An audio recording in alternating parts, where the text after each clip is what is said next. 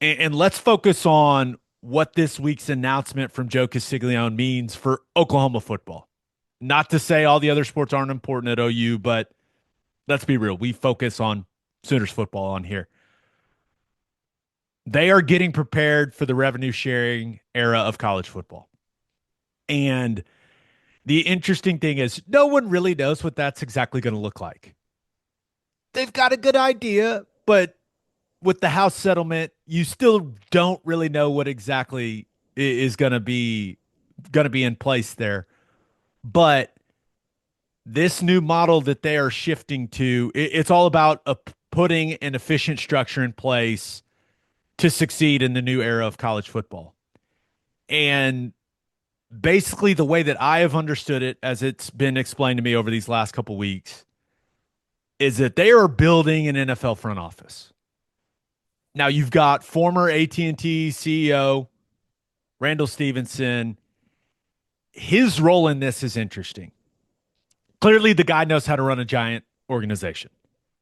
There's a ton of value in that, especially when he's doing it for free. Right. But from what I understand, he is there to expedite this process for Oklahoma. And he's there to expedite the change. And he is also, one of his main focuses is he is working out to build out this player personnel department that they want to build. And I view Randall Stevenson's role kind of as the role of an NFL team president. Now, clearly, his experience, his expertise will be a big asset as they build this out. And one interesting thing to note is I've been told he's very close to Greg Penner, and Greg Penner is the CEO of the Denver Broncos. So you talk about having, and clearly the Walton family may have heard of him. Mhm. They they've been, they've made a lot of changes since they bought the Broncos.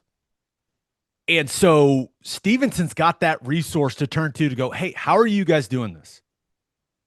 Which I think is incredibly value, like that you have that resource to kind of guide you through this process and how this entire thing should function. So I thought that was really, really interesting.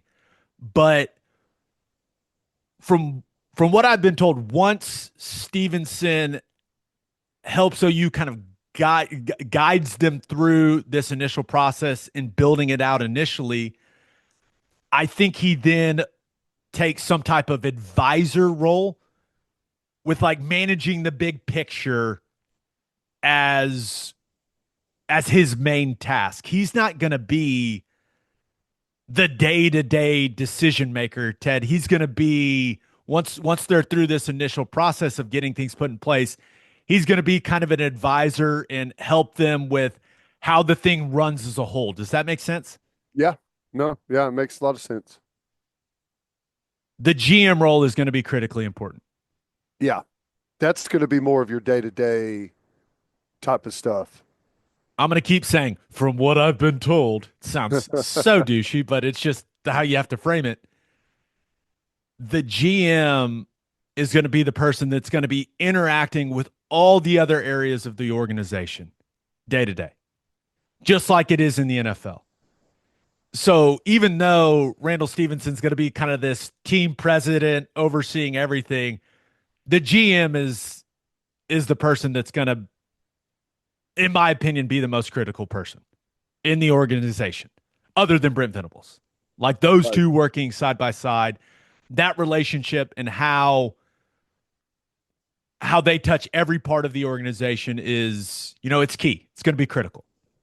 So I am I'm interested to see what that GM role ends up being, but I'm also interested in seeing who that GM ends up being Yeah. because that GM's going to be working with strength and conditioning and sports science and sports medicine and the collective and all that stuff. They're also going to be working with the scouting department that OU wants to build out. And how it's been explained to me is there's going to be a head scout that manages the entire department that works closely with the GM. And then they're going to have three departments who are all run by different people. And the departments will be high school scouting, transfer portal scouting, and then there's going to be some people dedicated to just scouting your own roster and evaluating the guys. And you're talking about the way that they play on Saturdays, but also the way that they practice, which I find very interesting. And then, so you're going to have a head scout managing all three of those divisions, and then a head scout that manages those guys. Yeah. Or at least that's how. And if you're familiar with how an NFL front office works, that's exactly the type of structure that's in place in the NFL, Ted. Yeah. Yeah. It's interesting, that in the NFL, if you go into a team's like scouting office, if they ever let a player in there, they have, basically their war room has every single player in the NFL on the wall graded. Everyone. And there's a color coded grading system. So there's always an active file on every player that's currently in the NFL. Now, college is a little bit different. You've got way more people, way more schools. So you've got to break that down a little bit. But I mean, I would say like definitely in conference, they're probably going to have something like that. And then probably widen it out a little bit. And you're constantly going to be graded like in the building. Everything you do, it's a little bit different whenever you have your position coach and you're like a scouting department. Like your position coach, he's mad at you. You didn't do it. Like you go have that conversation. You feel pretty good that you can smooth things out and you're good. But like when there's this unknown entity that you don't have very much interaction with, that is grading what you're doing and critiquing all it's a big change, right? And curious to see how that goes. I mean, I overall it has to be that way moving forward, and I think it's going to be a good thing, but that'll be a strange transition. It's it's where college football's headed. Yep. This They can't call it professional football, but this is professional football. It's what it is. Guys are getting paid to play football. And it's interesting you mentioned the grading system and how that works in the NFL. That I from what I've been told, that's how this NIL system is going to work at Oklahoma. Is they're going to tier it out. Like, hey, if you're a first or second round type guy, you're on a certain tier. If you're an NFL draft pick, you're on a certain tier. If you're a starter, but undrafted free agent type guy, you're on a certain tier. If you're below that, you don't want to be on that tier, but you're on a different tier.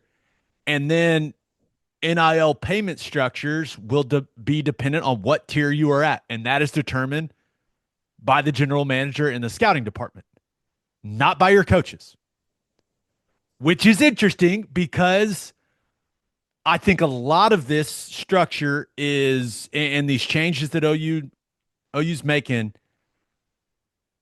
it's just about simplifying things for the coaching staff. Being a college football coach has become miserable. And I believe all of this is geared to allow Brent Venables and his staff to focus on football. That's what NFL coaches do. Ted, when you show up for OTAs and you start those workouts in the NFL, do you hang out with your coaches a bunch? No. You don't even see the guys. No. You go and do your work with the strength and conditioning staff. You go and do your work with the training staff. And once you can start doing some drills and run through some plays, oh, would you look at that? Your coaches show up. But I believe this is intended to allow Venables and that entire staff to focus on X's and O's, to focus on game planning, and to really focus on player development. And there's a Well, I lot mean, that goes into that, but player development and just developing relationships with your players. well, that's how it works. I mean, we were just talking about this a second ago. Let's say you're a coach and you've got what you think is a really good wide receiver or a really good running back. And you're worried that he's going to leave in the transfer portal because he's not getting paid right in the NIL.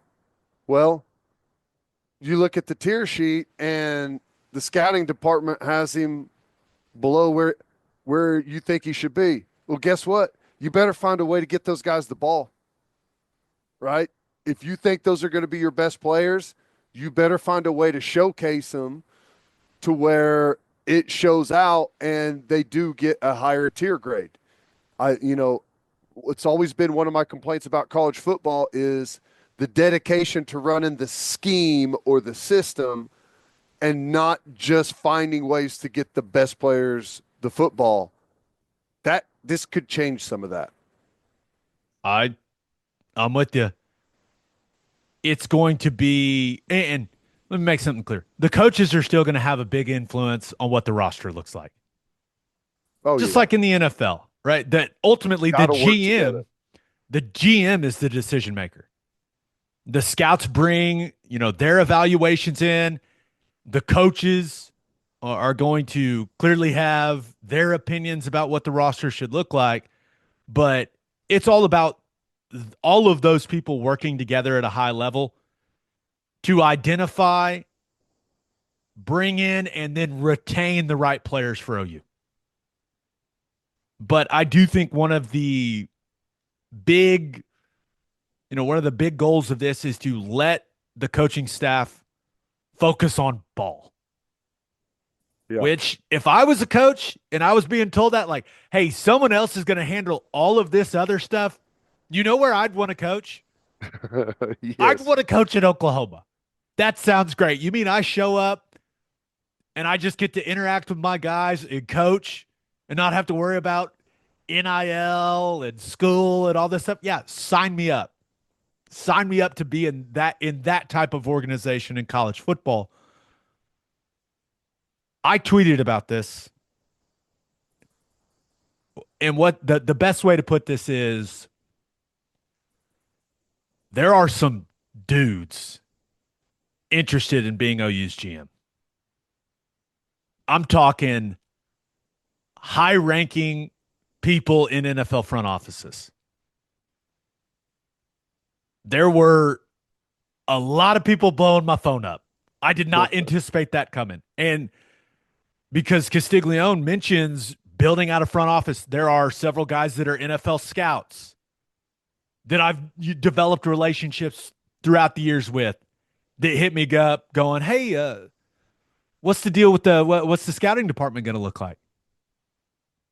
So this is something that's got people's attention across the country. That's what I'm trying to say. Yeah. And so I don't know. And clearly, Curtis Lofton, he's our boy. He's currently the general manager of Oklahoma football. I'm sure Curtis is going to get his chance to be this guy. And we'll see what happens. We'll see, or maybe Curtis ends up being the director of player personnel, which is a wildly important position in the National Football League. I don't know what all that's going to look like, but I do know the second this got announced and people started hearing about it, there's a lot of people that are very highly respected in the scouting community and NFL front offices that were very interested in learning more about the position. That's good. That's a good thing. And yeah, I don't know what all that's going to look like as far as like what the timing on like transitioning to that. Like, is there a flip the switch date or is it something you slowly transition into? I don't know, but yeah, that's what you want. You want high level people interested in what you're doing for sure. No doubt.